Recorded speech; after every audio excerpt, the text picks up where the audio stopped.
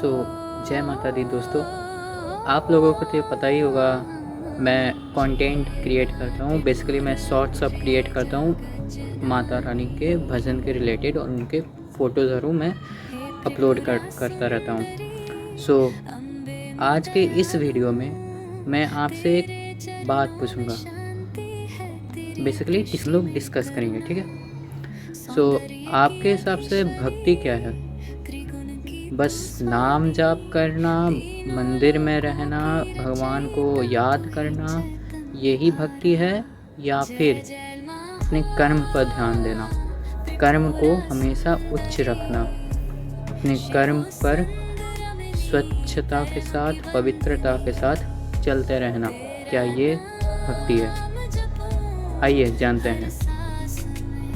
तो आप में से बहुत लोग होंगे जिन्हें लगता होगा कि भक्ति होती है कि केवल भगवान को याद करना, नाम जाप करना, माला जपना, ये भक्ति होती है। आप सभी से एक प्रश्न है, अगर ये भक्ति है तो भगवान ने कर्म सिद्धांत क्यों बनाया? कर्म को प्रधान क्यों रखा? कर्म में ही धर्म क्यों निहित है? ये सभी का प्रश्न आपको देना ही होगा। अगर आपको लगता है कि केवल माला जाप, नाम जाप ही धर्म है, भक्ति है, तो कर्म को क्यों उच्च रखा जाता है? अगर भगवान कुछ भी अकारण नहीं करते तो कर्म को उच्च क्यों रखा उन्होंने?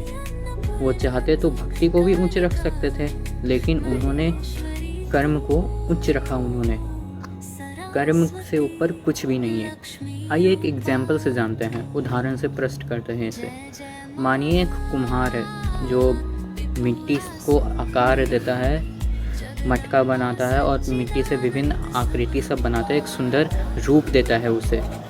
तो मानिए वो कुम्हार अपना काम छोड़ के, अपना कर्म छोड़ के, अपने मिट्टी को कोई भी आकार ना दे के केवल माला जाप करता रहता है, नाम जाप करता है, मंदिर में ही जाता है, केवल और केवल भक्ति दिखाता है। वो अपनी भक्ति को दिखाता है दूसरों को।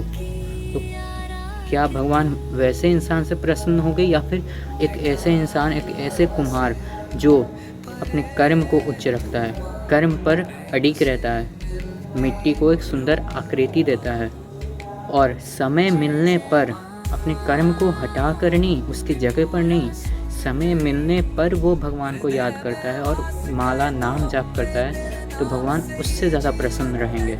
क्योंकि भगवान ये कभी नहीं चाहते कि उनके पुत्रों पुत्रियों कभी भी अपना कर्म को हटा के भक्ति को रखे, भक्ति को दूसरों को दिखाए।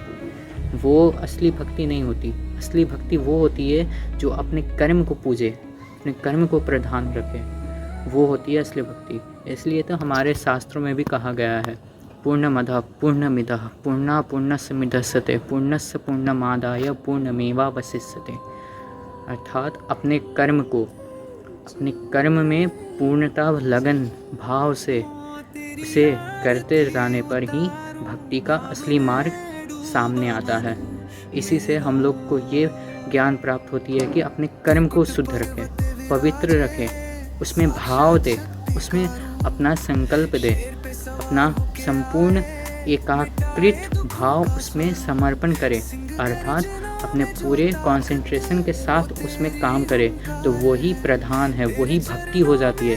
आप अपने उपनिषदों, ग्रंथों, वेद पुराणों में देखिए, वहाँ केवल और केवल कर्म को उच्च रखा गया है। यदि कर्म को उच्च ना रखा जाता तो भगवान कभी कर्म बनाते ही नहीं, कर्म के अनुसार दंड कभी देते ही नहीं।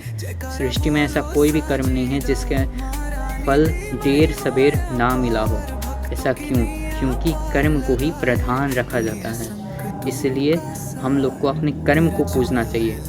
भगवान अपने आप प्रसन्न होते हैं, और वो ही सही मायने में भी भक्ति कहलाती है, ना कि अपनी भक्ति को किसी और को दिखाने के लिए केवल नाम जाप, मंत्र जाप, माला जाप और भगवान को 24 घंटे याद करते रहें। इसी के साथ इस वीडियो को अंत में यहीं करना चाहता हूँ। धन्यवाद। जय माता दी।